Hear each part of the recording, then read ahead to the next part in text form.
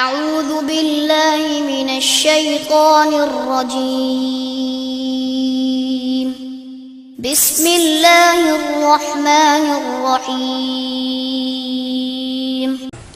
نحمده ونستعينه ونستغفره ونعوذ بالله من شرور أنفسنا ومن سيئات أعمالنا من يهده الله فلا مضل له ومن يضلل فلا هادي له وأشهد أن لا إله إلا الله وحده لا شريك له وأشهد أن محمدا عبده ورسوله يا أيها الذين آمنوا اتقوا الله حق تقاته ولا تموتن إلا وأنتم مسلمون يا أيها الناس اتقوا ربكم الذي خلقكم من نفس واحدة وخلق منها زوجها وبث منهما رجالا كثيرا ونساء واتقوا الله الذي تساءلون به والأرحام إن الله كان عليكم رقيبا يا أيها الذين آمنوا اتقوا الله وقولوا قولا سديدا يصلح لكم أعمالكم ويغفر لكم ذنوبكم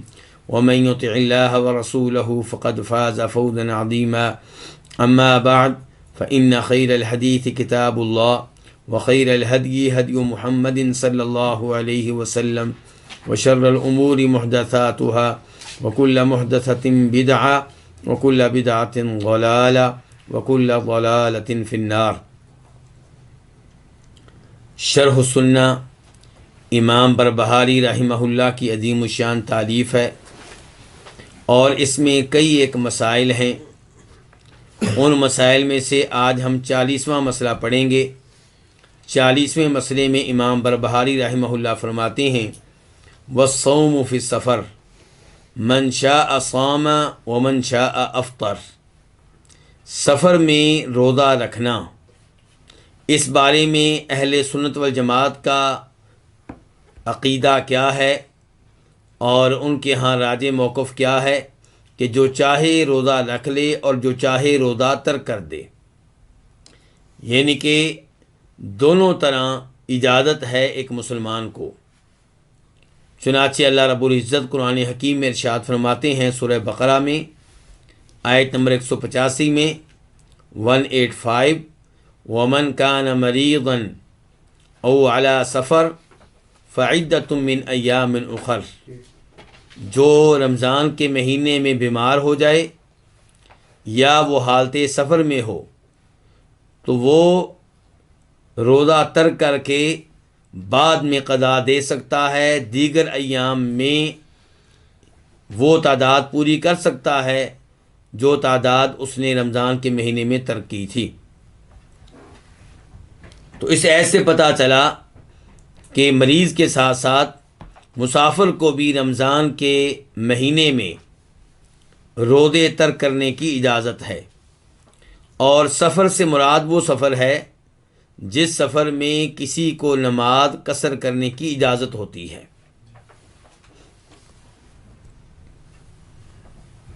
لیکن اگر کوئی حالت سفر میں بھی روزے رکھتا ہے تو اس کے روزے درست ہوں گے اور ان کا اعتبار ہوگا۔ اس معاملے میں ام المومنین عائشہ رضی اللہ عنہا روایت کرتی ہیں کہ حمزہ بن عمر الاسلمی اس نے نبی کریم صلی اللہ علیہ وسلم سے کہا اصوم فی السفر، کیا میں سفر میں روزے رکھوں؟ تو آپ علیہ الصلوۃ والسلام نے ارشاد فرمایا ان شئت فصم و ان شئت فافطر۔ تم حالت سفر میں روزے رکھنا چاہو تو یہ بھی ٹھیک ہے، ترک کرنا چاہو تو یہ بھی ٹھیک ہے۔ اس حدیث کو امام بخاری رحمہ اللہ نے روایت کیا ہے، اور اس کا نمبر ہے 1943 1943، اور مسلم شریف میں اس کا نمبر ہے 1121 1121۔ لیکن سوال یہاں پہ یہ پیدا ہوتا ہے کہ افضل کیا ہے؟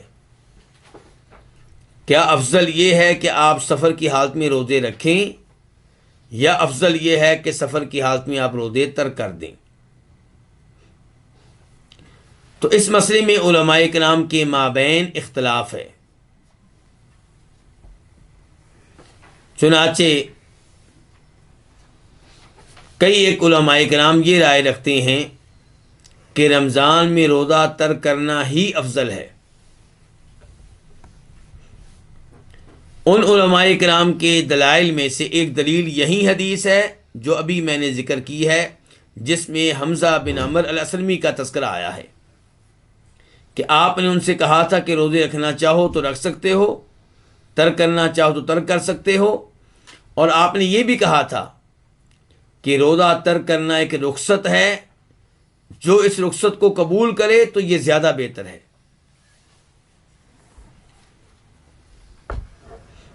تو اس حدیث کے پیش نظر اور دیگر دلائل کے پیش نظر بہت سے علماء کرام یہ رائے رکھتے ہیں کہ رمضان میں روزہ ترک کرنا افضل ہے، اور موجودہ علماء کرام میں سے شیخ ابن باز رحمہ اللہ کی یہی رائے ہے.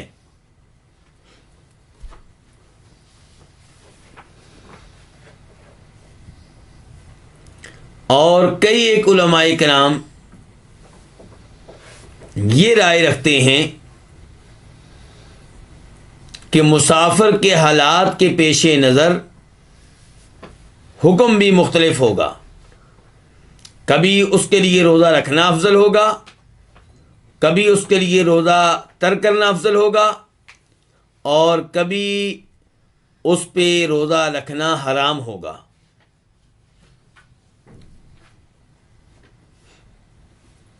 پہلی حالت کہ جب روزہ ترک کرنا اس کے لیے افضل ہوگا، پہلی حالت یہ ہے کہ روزے رکھنا اس کے لیے مشکل ہو، یا روزے رکھنے کی وجہ سے وہ خیر کے کئی ایک اعمال سے محروم ہو رہا ہو.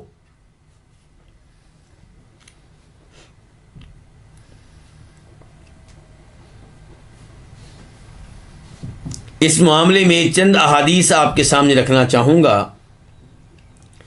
پہلے نمبر پہ حدیث جابر بن عبداللہ رضی اللہ تعالی عنہما،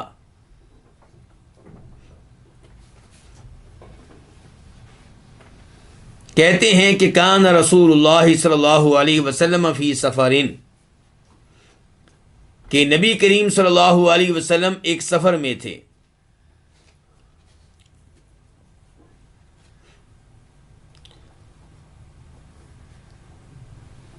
فرآ زحامن، آپ نے کچھ لوگوں کو دیکھا کہ وہ ایک جگہ پہ رش کیمپ کیے ہوئے ہیں.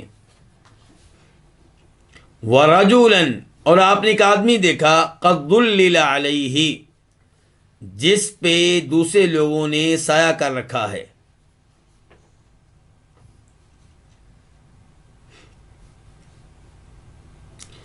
فقال، تو آپ علیہ الصلوۃ والسلام نے فرمایا ما ھذا، یہاں پہ کیا ہے، یہ رش کیوں ہے؟ فقالوا، تو لوگوں نے کہا صائم، یہاں پہ ایک شخص ہے جس نے روزہ رکھا ہوا ہے، یعنی کہ اس پہ سایہ کیا گیا ہے اور اسی کی وجہ سے رش ہے. تو رش کیوں ہوگا؟ اس کا مطلب یہ ہے کہ اس کی حالت خراب ہو چکی ہوگی روزہ رکھنے کی وجہ سے. تو تب فرمایا نبی کریم صلی اللہ علیہ وسلم نے لیس من البر الصوم فی السفر، کہ دوران سفر روزہ رکھنا کوئی نیکی نہیں ہے.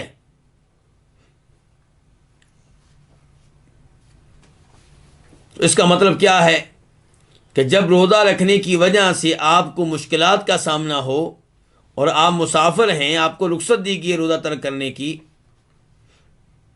لیکن آپ مشکل میں ہونے کے باوجود، مشقت میں پڑنے کے باوجود روزہ رکھے ہوئے ہیں، بلکہ آپ کی وجہ سے دوسرے لوگ بھی پریشان ہو رہے ہیں، تو تب یہ کہا جائے گا کہ سفر میں روزہ رکھنا کوئی نیکی نہیں ہے، یعنی کہ یہ افضل عمل نہیں ہے. لیکن آپ نے اس صحابی کو روزہ توڑنے پہ مجبور نہیں کیا. اس کا مطلب ہے کہ سفر میں روزہ رکھنا کیا ہے؟ جائز ہے. لیکن ایسی حالت ہو تو افضل کیا ہے کہ آپ روزہ ترک کر دیں. حدیث ہے بخاری کی اور اس کا نمبر ہے 1946، اور حدیث ہے یہ مسلم شریف کی اور اس کا نمبر ہے 1115، 1115۔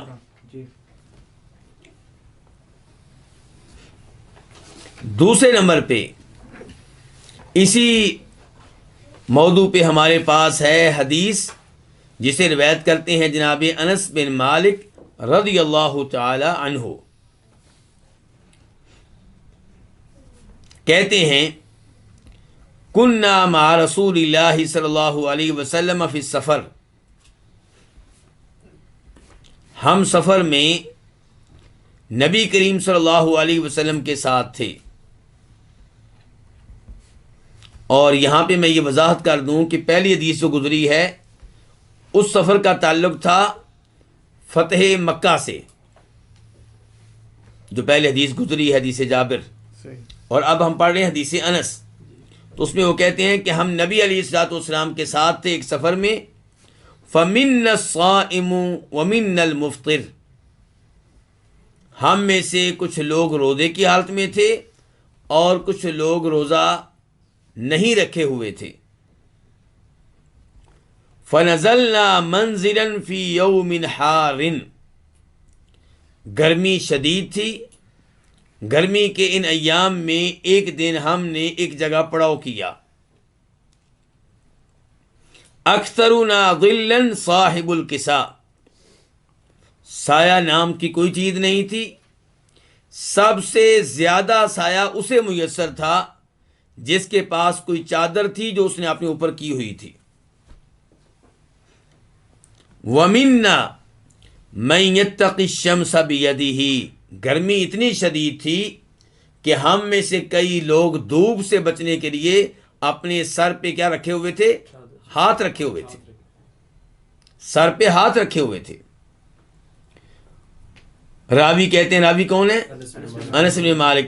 فسقط الصوام، روزے دار گرمی کی شدت کی وجہ سے اور دوسری جانب روزہ ہونے کی وجہ سے گر پڑے، بے حال ہو کر گر پڑے، یعنی کہ جو ہی پڑاؤ ڈالا گیا، سفر رکا اور ایک جگہ کو منتخب کیا گیا کہ یہاں پہ رکنا ہے، تو روزے دار وہاں پہ گر پڑے۔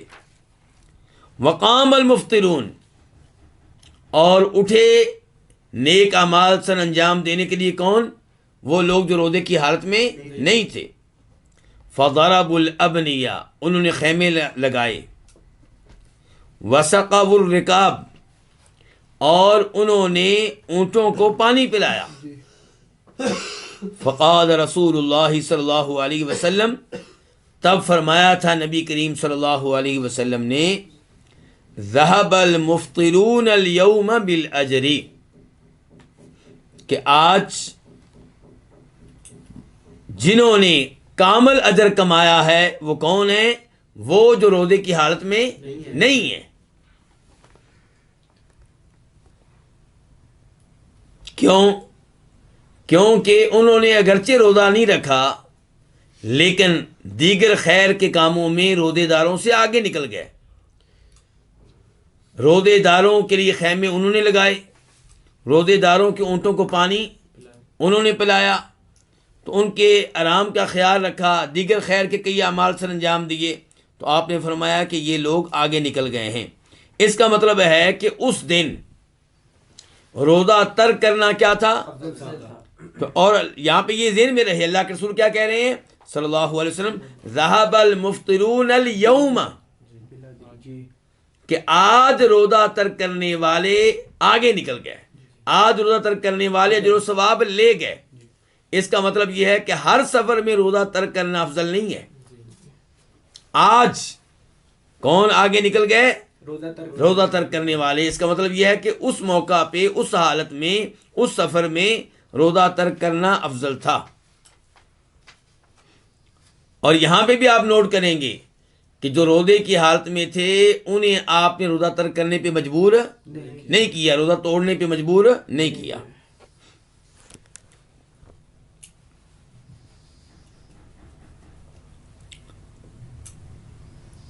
تو پہلی حدیث سے ہمیں یہ معلوم ہوا تھا کہ روزہ رکھ کر اگر آپ نے خود بھی مشقت میں پڑنا ہے، دوسروں کو بھی مصیبت میں ڈالنا ہے، تو پھر روزہ ترک کرنا کیا ہے؟ افضل ہے۔ اور دوسری حدیث سے پتہ چلا کہ اگر روزہ ترک کرنے کی وجہ سے آپ کو خیر کے کئی اعمال سر انجام دینے کا موقع مل رہا ہے تو پھر آپ کو یہ روزہ ترک کرنا کیا ہے؟ افضل ہے۔ یہ ساری گفتگو مسافر کے بارے میں ہو رہی ہے، عام آدمی کے بارے میں نہیں ہو رہی۔ ایسا نہ ہو کہ عام آدمی کہے کہ میرے لیے افضل یہ ہے کہ روزہ ترک کر دوں، میں خیر کے کئی اعمال سر انجام دوں گا۔ جی، حدیث کا نمبر ہے مسلم شریف 1119 1119 اور بخاری شریف 2890 2890۔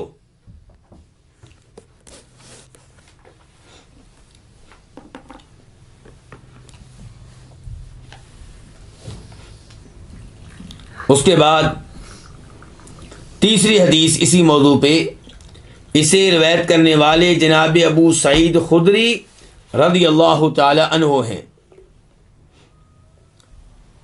کہتے ہیں سافرنا مع رسول اللہ صلی اللہ علیہ وسلم الی مکہ ونحن صیام، ہم نے نبی کریم صلی اللہ علیہ وسلم کی معیت میں مکہ کا سفر کیا جب کہ ہم روزے رکھے ہوئے تھے۔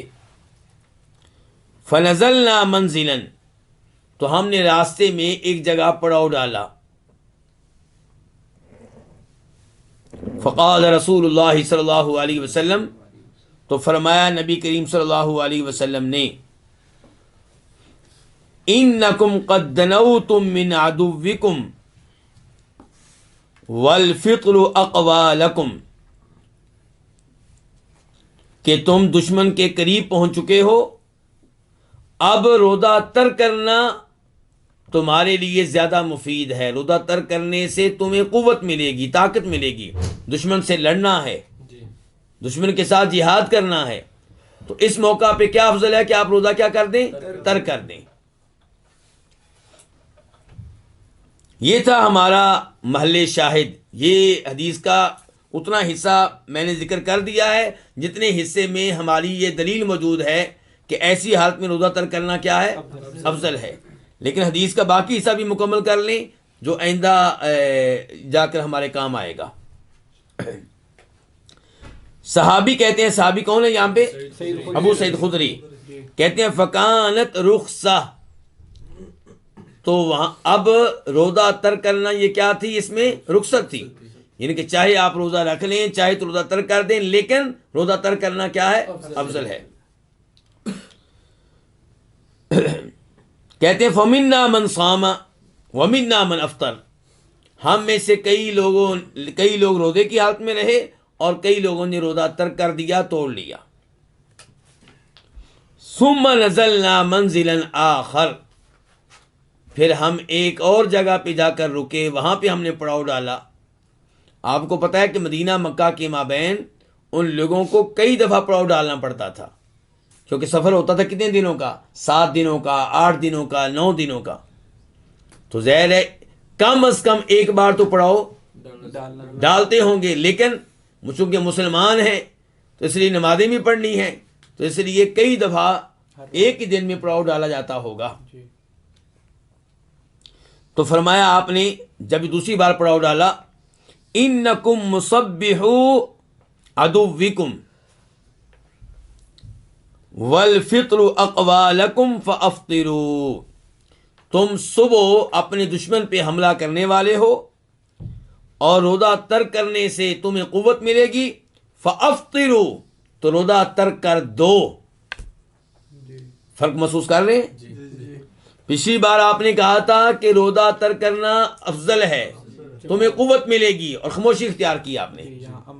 اب آپ نے کیا کہا ہے کہ روزہ ترک کرنے میں تمہیں قوت ملے گی، فافطروا، آرڈر دے دیا روزہ ترک کر دو۔ صحابی کہتے ہیں وکانت عزمہ، اب آپ کا حکم کیا تھا؟ حتمی تھا۔ فافطرنا، تو ہم نے روزہ کیا کر دیا؟ ترک کر دیا۔ ثم قال، اس کے بعد کہتے ہیں ابو سعید خدری لقد رأیتنا نصوم مع رسول اللہ صلی اللہ علیہ وسلم بعد ذلك فی السفر، یعنی کہ اس حدیث سے کوئی یہ مراد نہ لے کہ آپ نے ہر سفر میں روزہ ممنوع قرار دے دیا اور ہر سفر کے لیے کہہ دیا کہ روزہ ترک کر دو، نہیں، یہ اس موقع کے لیے تھا۔ ابو سعید خدری کہتے ہیں اس کے بعد ہم نے کئی سفر کیے آپ کے ساتھ اور ہم نے روزے رکھے۔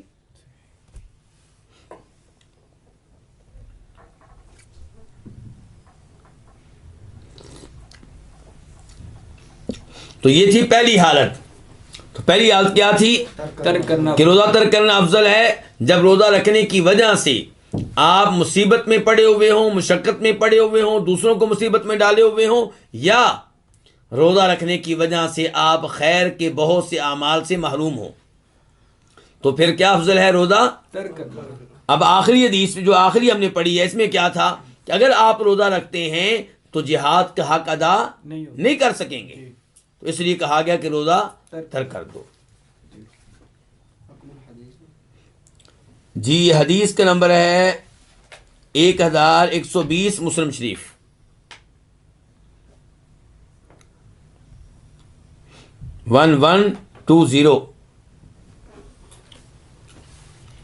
اس کے بعد دوسری حالت وہ کیا ہے کہ روزہ رکھنا افضل ہے۔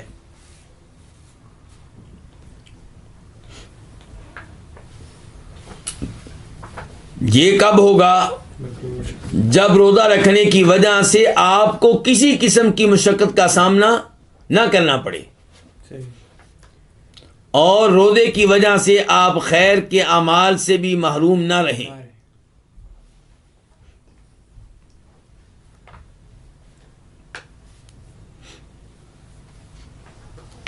اس بارے میں پہلے نمبر پہ حدیث ہے وہ جسے روایت کرتے ہیں جناب ابو درداء رضی اللہ تعالی عنہ۔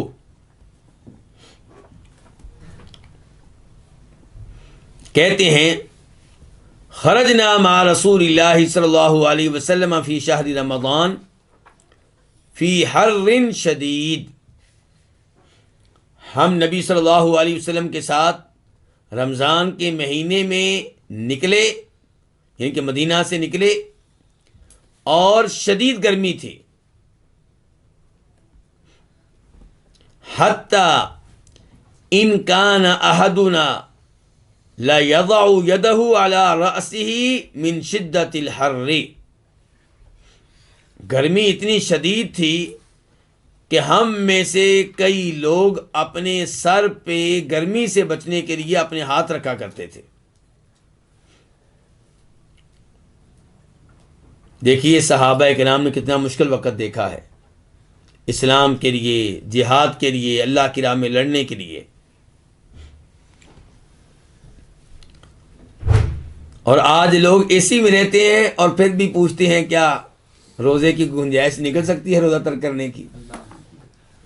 وما فینا صائم، ابو درداء کہتے ہیں ہم میں کوئی بھی روزے دار نہیں تھا الا رسول اللہ صلی اللہ علیہ وسلم، سوائے اللہ کے رسول علیہ الصلوۃ والسلام کے، وعبد اللہ بن رواحہ، اور عبداللہ بن رواحہ کے۔ حدیث مسلم شریف کی نمبر ہے 1122 1122، اور بخاری شریف اور نمبر ہے 1945 1945۔ جب میں حدیث ذکر کرنے کے بعد پہلے تذکرہ کروں مسلم شریف کا، بعد میں تذکرہ کروں بخاری شریف کا، تو اس کا کیا مطلب ہے؟ یہ مسلم کے الفاظ ہیں کہ الفاظ جو ہیں وہ مسلم شریف کے ہیں، ورنہ یہ حدیث دونوں کتابوں میں آئی ہے۔ اب آپ لوگوں کا امتحان ہے، کتنے لوگ بیٹھے ہوئے ہیں آپ؟ 7 لوگ بیٹھے ہوئے ہیں۔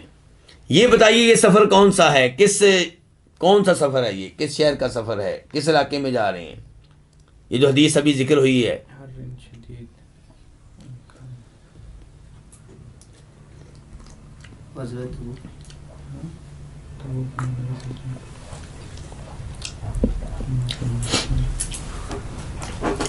جب اس سوال کا جواب آئے گا تو اس سے آپ کو پتہ چلے گا کہ علماء کرام کیسے معلوم کیا کرتے تھے کہ یہ واقعہ کس سفر سے تعلق رکھتا ہے، کس جگہ سے تعلق رکھتا ہے، کون سے غزوے سے تعلق رکھتا ہے؟ علماء کرام نے کیسے محنتیں کی ہیں۔ آپ دیکھیں کہ اس میں نبی علیہ السلام کے ساتھ ساتھ روزہ رکھنے والے کون ہیں؟ عبداللہ بن رواحہ۔ اور عبداللہ بن رواحہ کب فوت ہوئے ہیں؟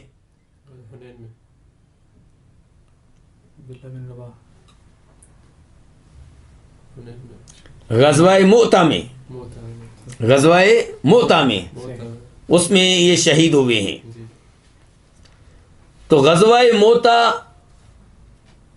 غزوہ فتح مکہ سے پہلے ہوا ہے، یعنی کہ مکہ فتح ہوا ہے بعد میں، اور مؤتہ کا غزوہ جو ہے وہ پہلے واقع ہوا ہے۔ اس کا مطلب یہ ہے کہ یہ سفر مکہ کا سفر نہیں ہے، کیونکہ اس سفر میں موجود ہیں کون؟ عبداللہ بن رواحہ۔ اور مؤتہ یا مکہ یہ تو ان کے فوت ہونے کے بعد کے واقعات ہیں، تو یہ فتح مکہ کا سفر نہیں ہے، یہ طے ہو گیا۔ اچھا جی، تو اب آپ نگاہ دوڑائیں کون کون سے غزوے رمضان کے مہینے میں ہوئے ہیں، کون کون سی لڑائیاں رمضان کے مہینے میں ہوئی ہیں۔ ایک فتح مکہ کا میں معلوم ہے، ایک بدر کا۔ بدر کی لڑائی رمضان کے مہینے میں رکھی گئی ہے، بدر کی لڑائی رمضان کے مہینے میں ہوئی ہے، لیکن یہ وہ سفر بھی نہیں ہے۔ یہ کیسے پتہ چلا ہمیں؟ یہ ابو درداء سے پتہ چلا۔ اس حدیث کو روایت کرنے والے کون ہیں؟ اور ابو درداء غزوہ بدر کے بعد مسلمان ہوئے ہیں، تو یہ طے ہو گیا کہ یہ دونوں غزوے نہیں ہیں۔ کون سا ہے اللہ عالم، لیکن بہرحال یہ دونوں نہیں ہیں۔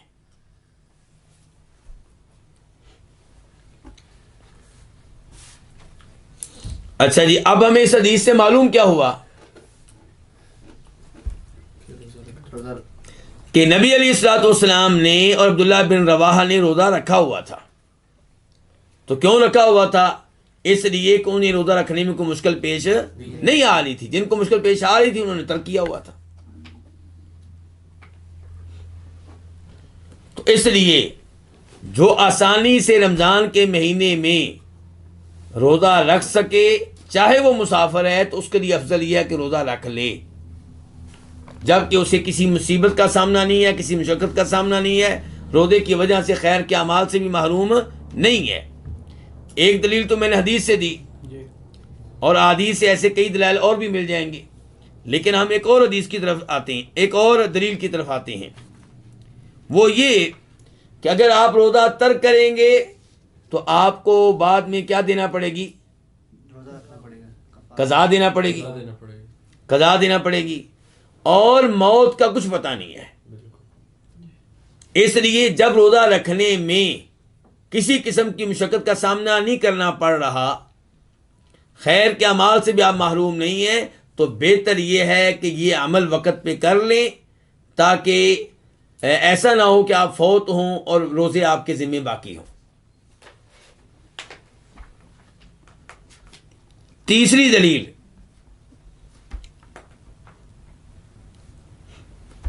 کہ جب آپ رمضان میں روزے رکھیں گے، لوگوں کے ساتھ رکھیں گے، تو روزہ رکھنا آپ کے لیے کیا ہوگا؟ آسان ہوگا، اور بعد میں قضا دینا کیا ہوتا ہے؟ یہ مشکل ہو جاتا ہے۔ تو جو آدمی رمضان کے مہینے میں آسانی سے روزہ رکھ سکتا ہے، اپنے آپ کو مصیبت میں ڈالے بغیر، اوروں کو مصیبت میں ڈالے بغیر، خیر کے اعمال سے محروم ہوئے بغیر، تو پھر وہ روزہ رکھ لے، اس کے لیے افضل یہی ہے۔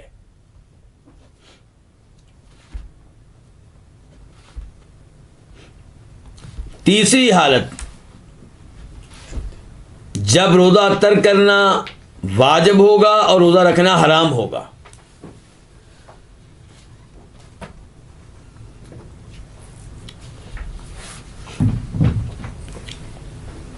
یہ کب ہوگا؟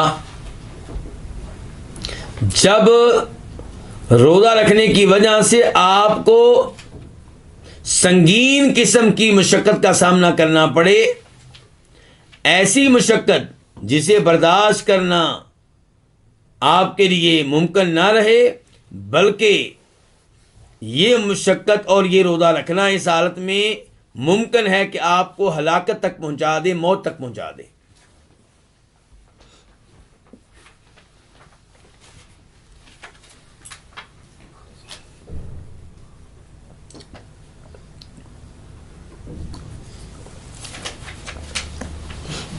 چنانچہ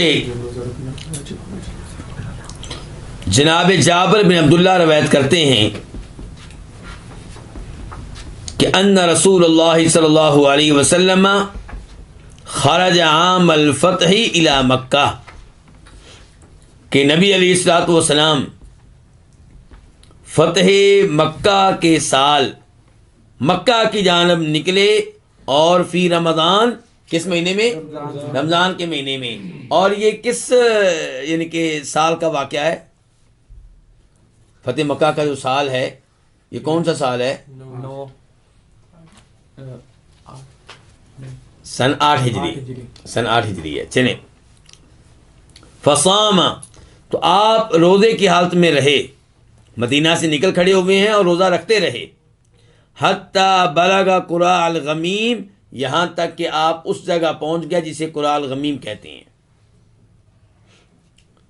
فصام الناس، تو لوگ بھی روزہ رکھتے رہے۔ جب آپ روزہ رکھ رہے تھے تو آپ کو دیکھ کے لوگ بھی روزہ رکھتے رہے۔ ثم دعا بقدح من ماء، پھر آپ نے پانی کا ایک برتن منگوایا، فرفعہ، تو اس کو بلند کیا تاکہ لوگ دیکھ لیں، حتی نظر الناس الیہ، یہاں تک کہ لوگوں نے اسے دیکھا، ثم شربا، اس کے بعد آپ نے پانی پیا، لوگوں کو دکھانے کے بعد آپ نے کیا کیا؟ پانی پیا۔ فقیل لہ بعد ذلک، تو آپ سے کہا گیا اس کے بعد، ان بعض الناس قد صاما، کہ کچھ لوگ روزے کی حالت میں ہیں، یعنی کہ آپ نے سب کے سامنے روزہ یعنی کہ توڑا ہے تاکہ لوگ بھی توڑیں، لیکن کئی لوگ پھر بھی روزے کی حالت میں ہیں، تو آپ نے فرمایا اولئک العصاة، اولئک العصاة، یہ لوگ نافرمان ہیں، یہ لوگ نافرمان ہیں۔ ہاں جی، تو جب نافرمان کہا گیا ہے تو اس کا کیا مطلب ہے؟ روزہ رکھنا جائز تھا ان کے لیے، پھر کیا تھا؟ حرام تھا۔ تو اس حدیث پہلے حدیث کا نمبر مسلم شریف 1114، 1114، اور اس حدیث پہ علماء کرام کا تبصرہ یہ ہے کہ اگر روزہ رکھنے سے کسی کو انتہا درجے کی مشقت کا سامنا کرنا پڑے اور وہ پھر بھی روزہ رکھے تو یہ غلط ہے۔ اور یہ صحابہ کرام جن کو آپ نے روزہ رکھنے کی وجہ سے نافرمان قرار دیا، ان کا روزہ رکھنا کیوں غلط تھا؟ کیونکہ انہیں باقاعدہ آرڈر دے دیا گیا تھا، کیا؟ روزہ ترک کر دو۔ اس حدیث کو آپ سمجھیں اس حدیث کی روشنی میں، کون سی؟ ابو سعید خدری کی حدیث کا آخری حصہ،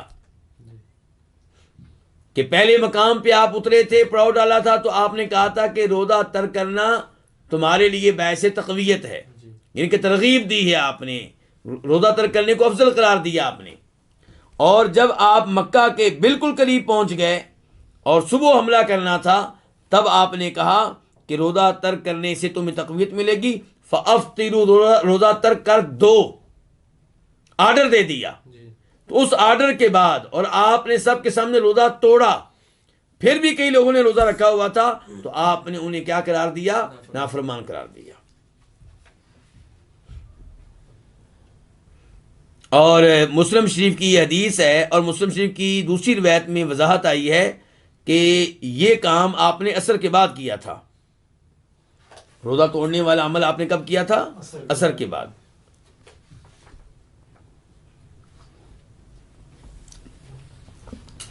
اور مسلم شریف میں یہ بھی آیا ہے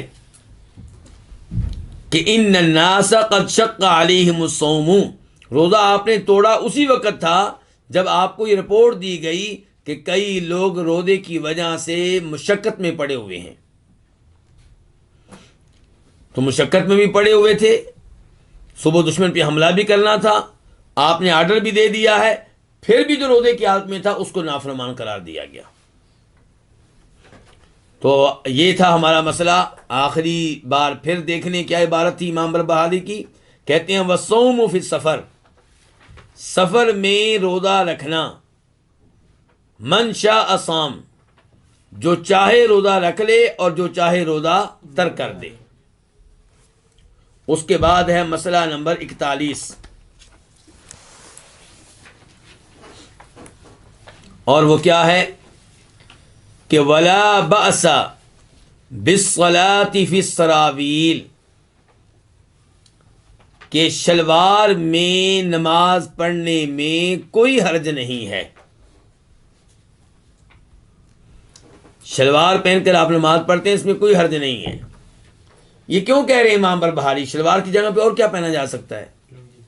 چادر، تہبند۔ یہاں پہ شیخ ابن باز رحمہ اللہ کے چند الفاظ آپ کے سامنے رکھنا چاہوں گا۔ شیخ ابن باز جو سعودی عرب کے مفتی اعظم تھے، فوت ہو چکے ہیں، جن کا علمی حلقوں میں مقام بہت ہی بلند و بالا ہے۔ کہتے ہیں الازار استر للمؤمن، تہبند پہننے سے مومن زیادہ پردے میں رہتا ہے۔ وَأَحْسَنُ مِنَ السَّرَاوِيلِ، اور شلوار کے مقابلے میں یہ لباس زیادہ خوبصورت ہے۔ اِذَا كَانَ لَيْسَ فَوْقَهُ شَيْءٌ، جب کہ شلوار کے اوپر کوئی چیز نہ ہو، یعنی کہ آپ نے صرف شلوار پہنی ہے، اس کے اوپر تہبند نہیں پہنی، تو پھر ایسی شلوار سے بہتر کیا ہے؟ تہبند۔ کیوں جی؟ کہتے ہیں لِأَنَّ السَّرَاوِيلَ قَدْ تُبَيِّنُ حَجْمَ الْعَوْرَةِ، جب آپ شلوار پہنتے ہیں تو اس سے یہ ہوتا ہے کہ آپ کا جو سطر ہے اس کا سائز واضح ہو رہا ہوتا ہے۔ کیسے؟ یہ بھی بیان کرتے ہیں، اور مزید کہتے ہیں وَقَدْ تَحْصُلُ بِهَا فِتْنَةٌ، اور کبھی اس کی وجہ سے فتنہ اور فساد واقع ہوتا ہے۔ کہتے ہیں لَكِنَّ الْإِزَارَ يَكُونُ أَسْتَرَ وَأَكْمَلَ، لیکن چادر جو ہے اس سے پردہ زیادہ رہتا ہے اور یہ لباس زیادہ کامل و مکمل ہے۔ کیوں جی؟ کہتے ہیں لِأَنَّهُ لَا يَكُونُ بَيْنَ رِجْلَيْنِ شَيْءٌ مِّنَ الْفَضَاءِ فَلَا يَحْصُلُ بِذَلِكَ شَيْءٌ مِّنَ الْفِتْنَةِ وَكِلَاهُمَا جَائِزٌ إِذَا كَانَا سَاتِرَيْنِ۔ فرماتے ہیں جب آپ شلوار پہنتے ہیں تو دو ٹانگوں کے درمیان جگہ کیا رہتی ہے؟ خالی رہتی ہے۔ تو اس کی وجہ سے معلوم ہو رہا ہوتا ہے کہ آپ کی جو سطر کی جگہ ہے، آپ کی جو شرمگاہیں ہیں، ان کے سائز کیا ہیں۔ کبھی کبھی اس کا علم دوسرے لوگوں کو ہو رہا ہوتا ہے اور اس کی وجہ سے فتنہ واقع ہوتا ہے۔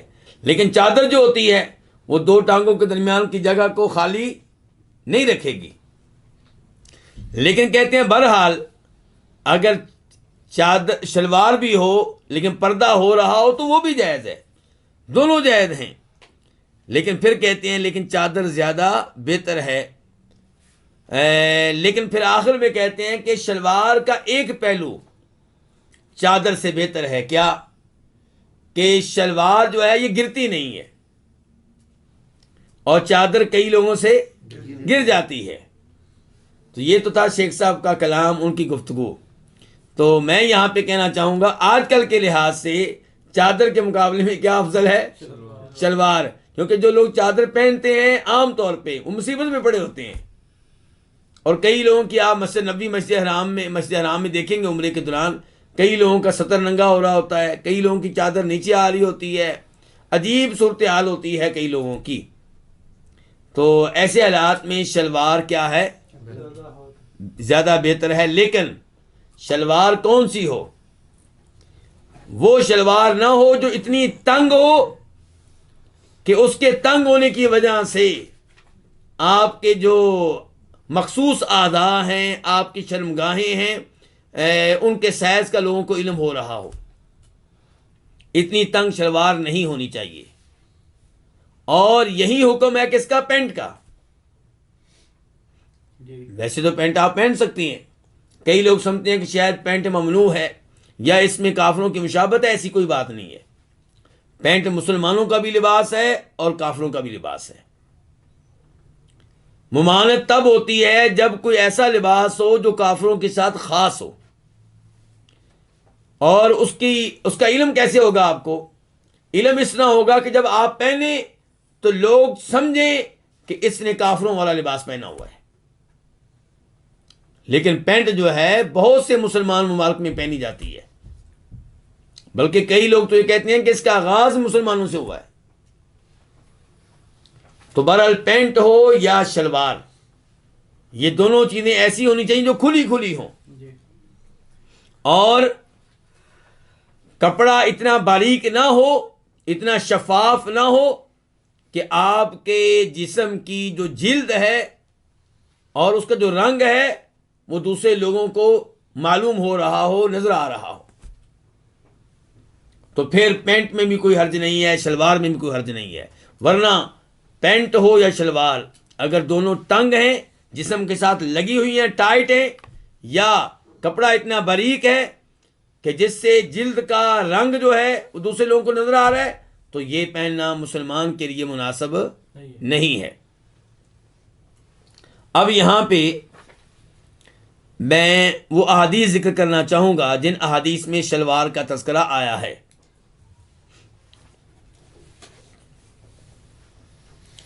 پہلے نمبر پہ بخاری شریف کی حدیث ہے، نمبر ہے 1842.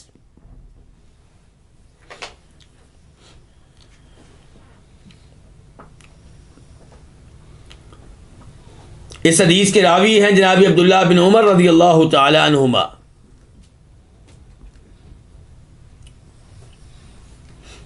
اور اس حدیث میں یہ مسئلہ آیا ہے کہ نبی کریم صلی اللہ علیہ وسلم سے پوچھا گیا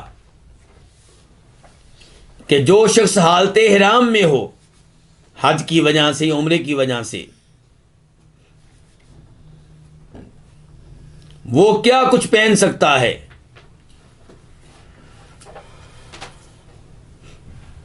تو آپ نے وہ چیزیں بتائیں جو محرم حالت احرام میں نہیں پہن سکتا. چنانچہ اس حدیث میں آپ فرماتے ہیں المحرم لا یلبس القمیص، جو حالت احرام میں ہے وہ قمیص نہیں پہن سکتا، قمیض نہیں پہن سکتا. ولا العمائم، اور نہ ہی پگڑی پہن سکتا ہے. ولا السراویلات، اور نہ ہی شلواریں پہن سکتا ہے. ولا البرنس، اور نہ ہی ایسی قمیض پہن سکتا ہے جس کے ساتھ کیا ہو؟ سر بھی ہو، ٹوپی لگی ہوئی ہو. تو یہاں پہ آپ کہہ رہے ہیں کہ یہ چیزیں وہ آدمی نہیں پہن سکتا جو حالت احرام میں ہو. اس کا مطلب ہے کہ حالت احرام کے علاوہ یہ چیزیں پہنی جا سکتی ہیں. تو شلوار پہنی جا سکتی ہے، بلکہ ہمارے پاس اس سے زیادہ واضح حدیث ہے، وہ بھی بخاری شریف کی ہے اور اس کا نمبر ہے 1843، 1843.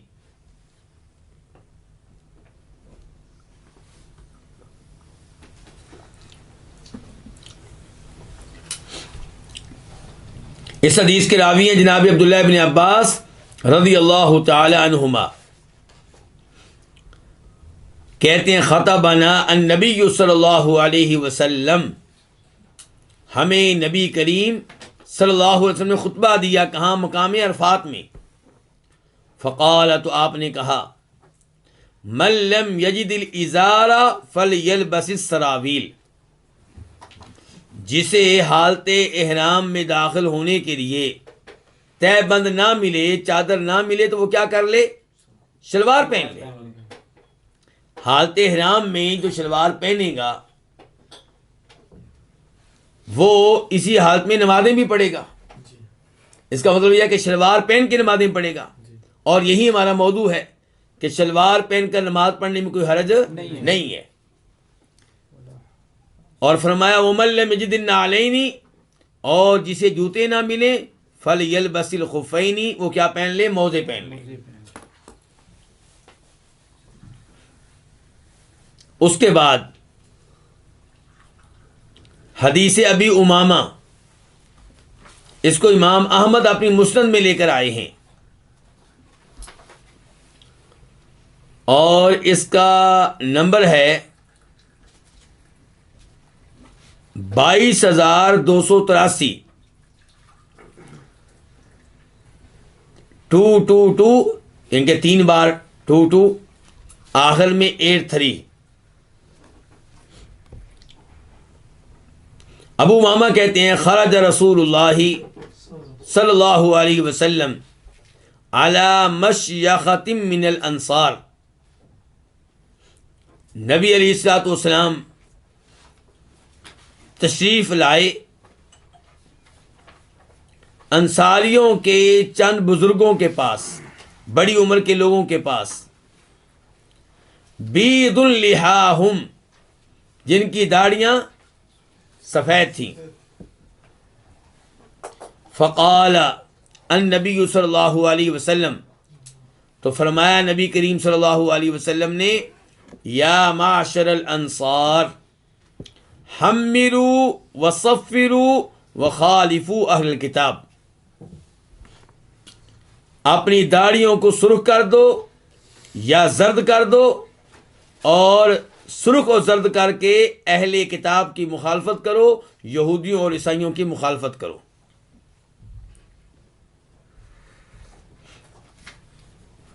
غور کیجئے گا، یہاں پہ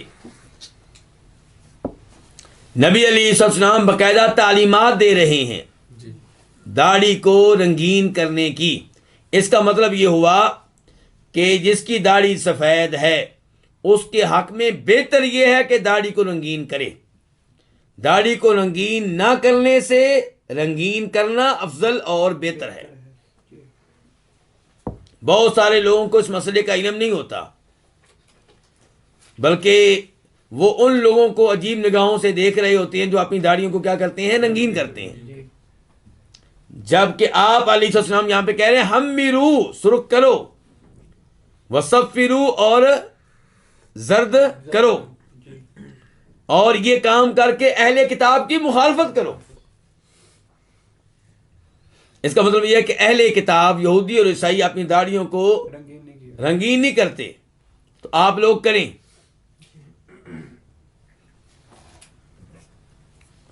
اور ضروری نہیں کہ آپ یہی 2 رنگ استعمال کریں، ان کے قریب قریب کو اور رنگ بھی آپ استعمال کر سکتے ہیں۔ مین مقصود یہ ہے کہ داڑھی کا رنگ سفید نہ رہے، لیکن وہ رنگ جو بالکل سیاہ ہے اسے بھی استعمال کرنے کی اجازت نہیں ہے۔ البتہ سیاہ کے قریب قریب کو اور رنگ آپ استعمال کر سکتے ہیں۔ فقلنا، تو ہم نے کہا یا رسول اللہ، اے اللہ کے رسول، ان اہل الکتاب یتسرولون ولا یعتذرون، کہ اہل کتاب شلواریں پہنتے ہیں اور چادریں نہیں پہنتے۔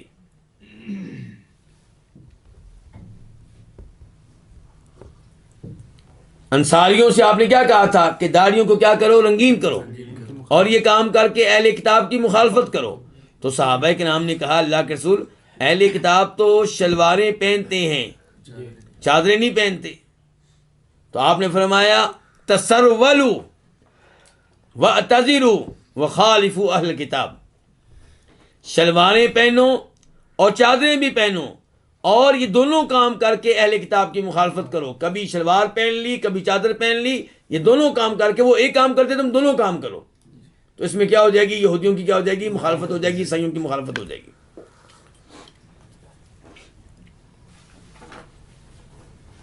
ہم نے کہا یا رسول اللہ، اللہ کے رسول، ان اہل الکتاب، کہ اہل کتاب یعنی کہ یہودی اور عیسائی، یتخففون ولا ینتعلون، وہ موزے پہنتے ہیں اور جوتے نہیں پہنتے۔ تو آپ نے کہا فتخففوا وانتعلوا وخالفوا الکتاب، تو موزے بھی پہنو، جوتے بھی پہنو، اور اہل کتاب کی کیا کرو؟ مخالفت کرو۔ ہم نے کہا یا رسول اللہ، اے اللہ کے رسول صلی اللہ علیہ وسلم، ان اہل الکتاب یقصون عثانینہم ویوفرون سبالہم، اہل کتاب اپنی داڑھیوں کو کاٹتے ہیں اور اپنی مونچھوں کے بالوں کو بڑھاتے ہیں. تو آپ نے فرمایا قصوا سبالکم، تم لوگ اپنی مونچھوں کے بالوں کو کاٹو، ووفروا اثانینکم، اور اپنی داڑھی کے بالوں کو بڑھاؤ، وخالفوا اہل کتاب، اور یہ کام کر کے اہل کتاب کی مخالفت کرو. نوٹ کیجئے گا کتنے امور ذکر ہوئے ہیں؟ 4. اور ہر بار آپ کیا کہہ رہے ہیں؟ یہودیوں اور عیسائیوں کی مخالفت کرو. میرے وہ مسلمان بھائی غور کریں جو عیسائیوں کو کرسمس کے موقع پہ مبارکباد دیتے ہیں. شریعت کہہ رہی ہے کہ آپ ان کی مخالفت کریں، ان کی نقل نہ کریں، ان کی تقلید نہ کریں، ان کی مشابہت اختیار نہ کریں، اور ہم انہیں مبارکباد دیں ان کے مذہبی تہوار پہ. یعنی کہ ہم یہ کہنا چاہتے ہیں کہ آپ یہ کام جو کر رہے ہیں بہت اچھا کام کر رہے ہیں، ہم اس پہ آپ کو خراج تحسین پیش کرتے ہیں، آپ کی حوصلہ افزائی کرتے ہیں، مبارکباد دیتے ہیں. امام ابن القیم رحمہ اللہ لکھتے ہیں یہ ایسے ہی ہے جیسے کسی کو آپ مبارکباد دیں اس موقع پہ جب وہ غیر اللہ کو سجدہ کرے. یعنی کہ ہمیں تو چاہیے تھا کہ ہم اس غلط کام سے ان کو روکتے. میں یہ نہیں کہتا کہ آپ ان سے بدتمیزی کریں، میں یہ نہیں کہتا کہ آپ ان سے لڑیں، میں یہ نہیں کہتا کہ آپ ان پہ ظلم کریں، میں یہ نہیں کہتا کہ دنیاوی امور میں آپ ان سے تعاون نہ کریں. دنیاوی امور میں آپ تعاون کریں. کسی کافر کو قرض کی ضرورت ہے، آپ قرض دیں. کوئی مکان بنا رہا ہے، اس میں آپ اینٹیں اپنے ہاتھ سے لگانا چاہتے ہیں، لگائیں، کوئی مسئلہ نہیں ہے. لیکن اس کے مذہبی معاملے میں اس سے تعاون کرنے کی کسی بھی شکل میں گنجائش نہیں ہے. مثال کے طور پہ کسی کے گھر میں عیسائی ڈرائیور ہے، کسی کے گھر میں عیسائی نوکرانی ہے، اسے کرسمس کے ایام میں چھٹی دینے کے ساتھ ساتھ کچھ پیسے دے دینا، تمہاری عید آ رہی ہے، تمہارے بڑے دن آ رہے ہیں، سوٹ دے دینا اس لیے کہ تمہاری عید آ رہی، تمہارا تہوار آ رہا ہے، تمہارے بڑے دن آ رہے ہیں، یہ غلط ہوگا. اس موقع پہ اس معاملے میں کسی قسم کا تعاون کرنے کی اجازت نہیں ہے، بلکہ ہمارا واجب کیا تھا؟ روکنا. آج ہم اتنے بزدل ہو چکے ہیں کہ ہم تبلیغ ترک کر چکے ہیں، لوگوں کو نہیں سمجھاتے، تو ہم بزدل بننے کے ساتھ ساتھ غلط کام میں مبارکباد دینے میں شیر بن چکے ہیں. کئی ہمارے لوگ ان کی تقریبات میں شریک ہو کے ان کے کیک کاٹتے ہیں، اس میں حصہ لیتے ہیں، وہاں پہ تقریریں کرتے ہیں. تو نبی علیہ الصلوۃ والسلام ہمیں ان چیزوں سے روکتے نظر آتے ہیں. اچھا، اب یہ جو امور ذکر ہوئے ہیں کیا یہ مذہبی امور ہیں؟ کیوں جی؟ داڑھی کا سفید ہونا یا رنگین ہونا، شلوار پہننا، چادر پہننا، مودے پہننا، جوتے پہننا، یہ مذہبی معاملات نہیں ہیں. تو پھر ان میں ضابطہ کیا ہوگا؟ کیا دنیاوی امور میں بھی ان کی مخالفت کی جائے گی؟ جی ہاں، اس معاملے میں جو ان کے ساتھ خاص ہو. یعنی کہ وہ معاملہ جسے دیکھ کے نظر آئے کہ بھائی یہ کون ہوگا جی؟ یہ عیسائی ہوگا. جیسے سکھ ہیں، ان کی پگڑی دیکھ کر مخصوص انداز میں لوگ پہچان لیتے ہیں کہ کون ہے، سکھ ہیں. اب یہ ان کی کیا ہوگی؟ علامت ہوگی، ساری دنیا کو پتا ہے ان کے ساتھ خاص ہے. اب اگر یہی کام کو مسلمان کرے گا تو غلط ہو جائے گا، ان کی مشابہت اختیار کر رہے ہیں. اور ان میں سے وہ امور جو اب ان کی مشابہت نہیں رہے انہیں کرنا ضروری نہیں ہے. مثال کے طور پہ کہا گیا تھا کہ اہل کتاب شلواریں پہنتے ہیں اور چادر نہیں پہنتے، تو آپ نے کہا تم شلواریں بھی پہنو چادر بھی پہنو. تو کیا آج ہم پھر چادر بھی پہنے اس لیے کہ حدیث میں آیا ہے؟ حدیث کا مقصود یہ نہیں ہے. حدیث کا مقصود کیا تھا؟ یہودیوں اور عیسائیوں کی کیا کرنا؟ مخالفت کرنا. اب شلوار پہننا اور چادر نہ پہننا یہ ان کی علامت نہیں رہی، یہ ان کی علامت نہیں رہی. تو اس لیے اب آپ اپنی سہولت کے مطابق چاہے شلوار پہنے چاہے آپ چادر پہنے. البتہ جو آخری امر ہے اس کی اہمیت آج بھی برقرار ہے، کیونکہ اس کے بارے میں الگ سے احادیث موجود ہیں، جن احادیث میں نبی کریم صلی اللہ علیہ وسلم داڑھی رکھنے کا حکم دیتے ہیں، بار بار دیتے ہیں. کئی الفاظ استعمال کیے ہیں. کبھی آپ کہتے ہیں وفر اللحا، کبھی آپ کہتے ہیں آف اللحا، کبھی آپ کہتے ہیں ارج اللحا، کبھی آپ کہتے ہیں ارق اللحا. اور امام نووی رحمہ اللہ ان تمام الفاظ کا تذکرہ کرنے کے بعد کہتے ہیں خلاصہ ان الفاظ کا یہ ہوا کہ داڑھی کو اس کی حالت پہ چھوڑ دیا جائے، یعنی کہ نہ آپ منڈوائیں نہ آپ کٹوائیں. اور مونچھیں جو ہیں وہ ہلکی کرنی ہیں، مونچھیں بڑی نہیں ہونی چاہیے، جیسا کہ اس حدیث سے واضح ہوا. تو اس کے بعد شلوار کے تعلق سے آخری حدیث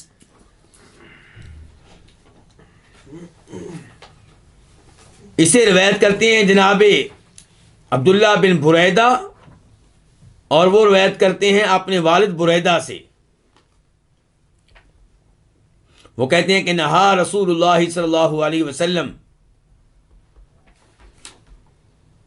ان یصلی فی لحاف لا یتوشح به. نبی کریم صلی اللہ علیہ وسلم نے منع کیا ہے ایک چادر میں اس حالت میں نماز پڑھنے سے کہ آپ اس چادر کو لپیٹے نہیں. تو اس انداز سے نماز پڑھنے سے آپ نے منع کیا ہے. والآخر، دوسرے نمبر پہ آپ فرماتے ہیں کہ ان یصلی فی سراویل ولیس علیہ ردا، کہ آپ نے شلوار پہنی ہو اور آپ کے اوپر کے حصے پہ چادر نہ ہو، تو اس انداز سے بھی نماز پڑھنے سے آپ نے کیا کیا ہے؟ منع کیا ہے.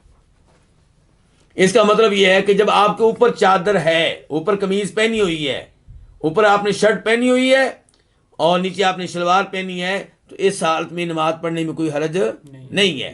اہم بات یہ ہے کہ آپ کا جو سطر ہے وہ ڈھکا ہوا ہو. اور سطر کیا ہوتا ہے؟ فرماتے ہیں نبی کریم صلی اللہ علیہ وسلم ما بین السرتی والرکبتی عورت، کہ ناف سے لے کے گھٹنے تک کا جو حصہ ہے یہ کیا ہے؟ مرد کے لیے سطر ہے. اس کو ڈھانک کر رکھنا ہے، نماز سے پہلے بھی، لوگوں کے سامنے نماز سے پہلے بھی، اور نماز کے دوران بھی، نماز کے بعد میں بھی. اور اس کے ساتھ ساتھ جب لباس میسر ہو تو آپ نے ایسا لباس پہننا ہے جو آپ کے پیٹ وغیرہ کو بھی ڈھانک کر رکھے، بلکہ کہاں تک پہنچ رہا ہو؟ کندھوں تک پہنچ رہا ہو. کیونکہ فرماتے ہیں نبی کریم صلی اللہ علیہ وسلم تم میں سے کوئی بھی جب ایک چادر میں نماز پڑھی تو اس انداز سے نماز نہ پڑھے کہ چادر کا کچھ بھی حصہ کندھے پہ نہ ہو. یعنی کہ جب آپ کے پاس صرف ایک چادر ہے، دو چادریں نہیں ہیں، تو چادر کا کچھ نہ کچھ حصہ آپ کے کندھے پہ آنا چاہیے. جب آپ کا ٹوٹل لباس کیا ہے؟ ایک چادر. اور جب دو چادریں ہیں پھر تو بدرجہ اولا آنا چاہیے. تو اس لیے آپ کے جسم پہ ایسا لباس ہو جو آپ کے ناف کے اوپر کے حصے کو بھی ڈھانکے اور کندھوں تک یہ ڈھانکنے کا عمل جو ہے وہ پہنچ جائے. تو ایسا لباس پہن کر نماز پڑھنی چاہیے. جہاں تک عورتوں کا تعلق ہے تو انہیں اپنے پورے جسم کو ڈھانکنا چاہیے. البتہ جب غیر مرد نہ ہو تو نماز میں ان کا چہرہ بھی ننگا رہے گا اور ان کے ہاتھ بھی ننگے رہیں گے، لیکن بازو ننگے نہیں رہیں گے. اور جسم کے دیگر اعضاء نماز میں ننگے نہیں ہوں گے، بلکہ فرماتے ہیں نبی علیہ الصلوۃ والسلام اللہ تعالیٰ اس بالغ عورت کی نماز قبول نہیں کرتے جس کے سر پہ چادر نہ ہو.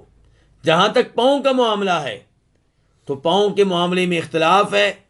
احتیاط اسی میں ہے کہ عورت نماز کے دوران پاؤں کے اوپر کے حصے کو ڈھانک کر رکھے اور اسے ننگا رکھنے سے بچائے.